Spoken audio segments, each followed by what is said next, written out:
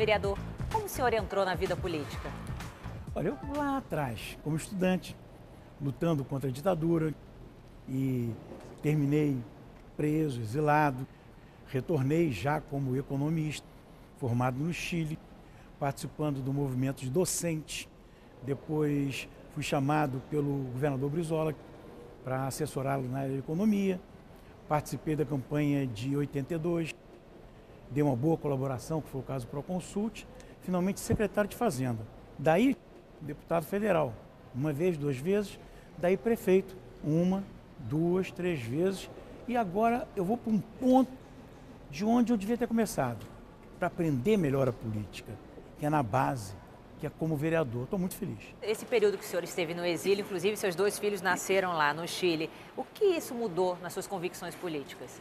Olha, nas convicções políticas, elas foram sendo moduladas. Já se vivia uma crise no campo soviético, já se vivia alternativas de pensamento progressista sem radicalização.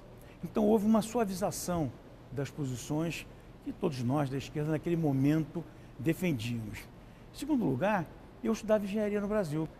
Meus documentos não foram entregues à minha família. E eu tive que mudar da engenharia, onde eu estava no terceiro ano, para começar tudo de novo na economia. E como é que foi essa retomada no Brasil depois do exílio em 73? A retomada no Brasil não foi fácil, porque como eu tinha sido condenado, tinha cumprido a pena, né? Foi o primeiro habeas corpus negado em base à Lei de Segurança Nacional, havia lá uma anista que impedia essas pessoas de conseguirem emprego, no meu caso, né?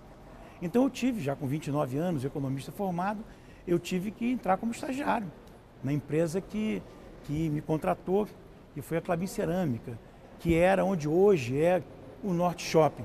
E comecei a trabalhar ali, aproveitei esse tempo para fazer as compensações que eram necessárias no Brasil, formação econômica do Brasil, economia brasileira, finalmente concurso para professor da universidade. Passei bem e passei a ser professor de macroeconomia, depois de moedas e bancos.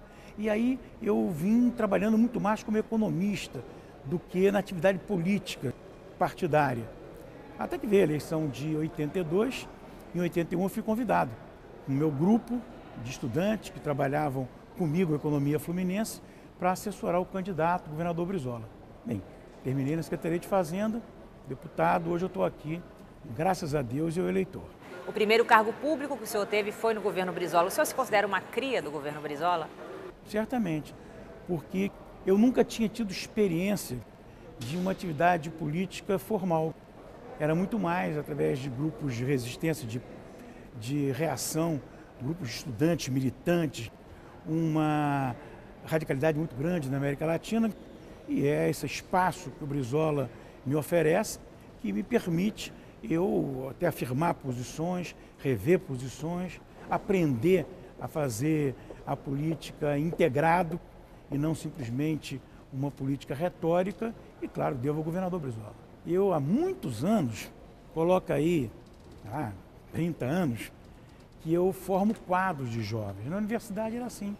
Eu criei um grupo de economia fluminense que virou um subdepartamento, que eu trabalhava só com estudantes. Quando eu fui para a Secretaria de Fazenda, levei estudantes, meus alunos da Universidade Federal Fluminense, para trabalhar como estagiário. Sempre trabalhei na formação de quadros e nunca exigi de nenhum deles carteirinha assinada, obrigação de estar num partido. Bem, alguns saíram, outros saíram para um lado, para outro. O fato é que, com isso, nessa formação de quadros, vários foram deputados federais, deputados estaduais, vereadores, secretários, prefeito, e foram inclusive alguns contratados e bem contratados para o setor privado. E eu me orgulho disso. Formei quadros e não fico com essa mesquinharia de se eles ficaram comigo ou não ficaram, se era aqui ou se era lá, se era traição ou não.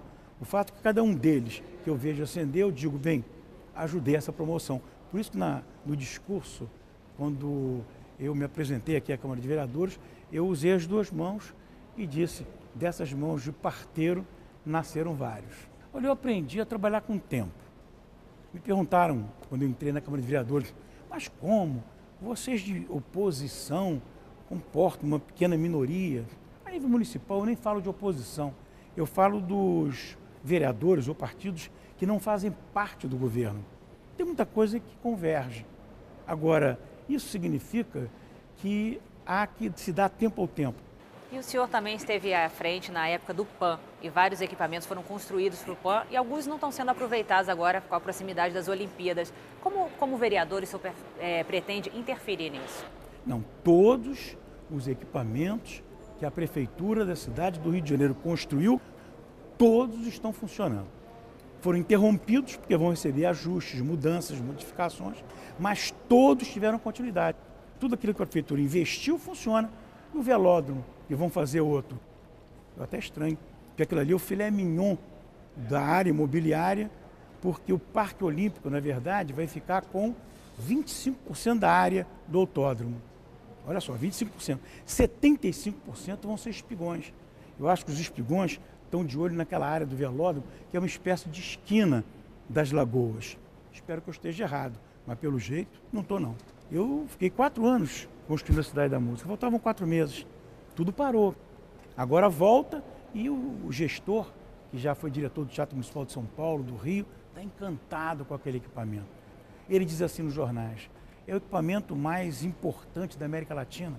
E ele diz, é um dos 5 equipamentos de música, de concerto, de maior qualificação do mundo todo.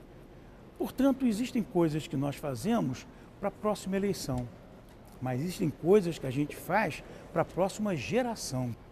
Daqui a 3 anos, 4 anos, 5 anos, com esse equipamento, o mais importante da cidade, o mais importante do Brasil na área de cultura, estiver iluminado, vai se dizer, a decisão lá atrás foi certa. Posso ter perdido lá atrás, nesse momento, alguns votos, mas tenho certeza que vou ganhar um reconhecimento por um investimento tão importante para o Rio. E o senhor foi um dos primeiros políticos a apostar na internet em uma troca direta com a população e também com um blog de posições políticas. Agora, como vereador, como o senhor pretende dar continuidade a essa troca pela internet? Nada mudou. Eu até tenho uma sorte grande do horário da Câmara de Vereadores, que é o plenário de 2 às 6, não interferir no trabalho que eu faço na internet.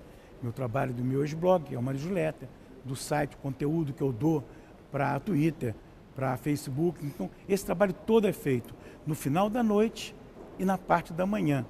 Isso não apenas não atrapalha uma coisa da outra, como reforça, como gera sinergia.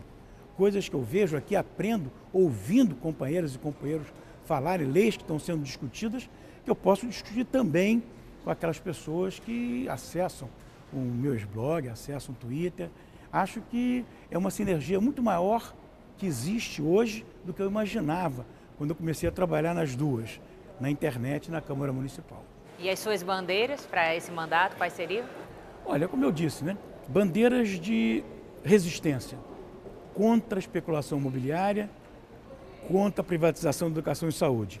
E bandeiras propositivas, todas essas que eu elenquei, a volta do remédio em casa, que é muito importante, a expansão do ônibus da Liberdade, que é muito importante para as crianças de periferia, em áreas mais pobres, e as coisas que vão surgindo e vai se apresentando. Eu tenho mantido uma média, primeira semana eu acumulei muitos projetos de lei e requerimentos de informação.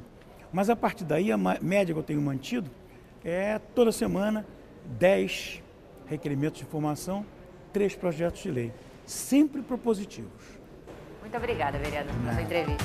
Obrigado a vocês.